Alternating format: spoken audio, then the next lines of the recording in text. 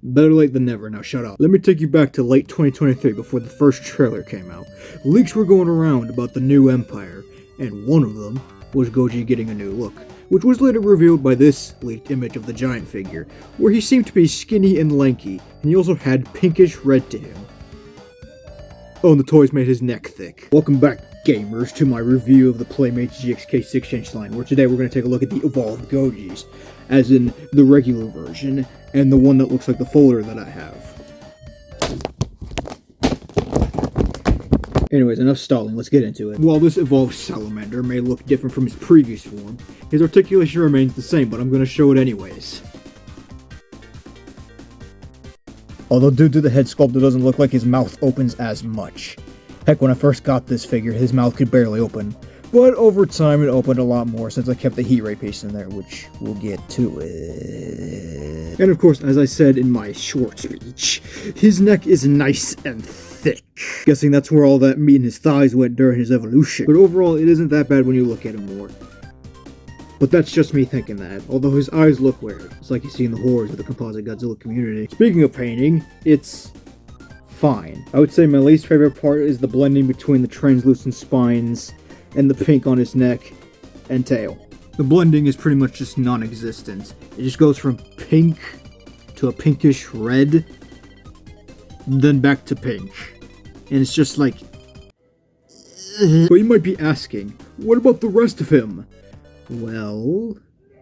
the claws are just lazy. It just looks like they just tapped it with a brush and called it a day. And...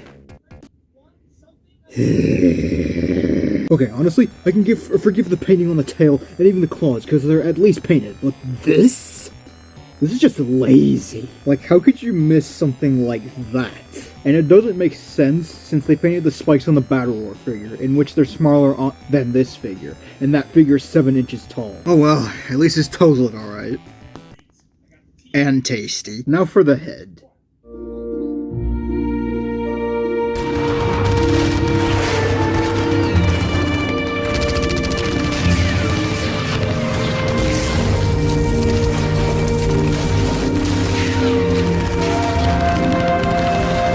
The teeth look meh, like he just gurgled some milk and just got a mustache. So overall, the painting is just fine. Now on to his only accessory. And just like Heat Ray, he comes with an atomic breath part, which has a new sculpt and color. And I would be somewhat careful when inserting it into his mouth and taking it out, since it looks like his head bends when you put it in. Get in there. Get in there. Get. Wait, I'm putting it in the wrong way. I got it! I mean, at least it happens on my copy, but so far he's doing fine. And as for the effect on his cheek when the beam is in his mouth, looks like he has some strawberry jam going on. So accessory, it's decent. And as for the 2-pack figure, magic. It's pretty much the same figure, but with more blue, giving him more of a frosty lighting as if he's locked in a battle against Shibu.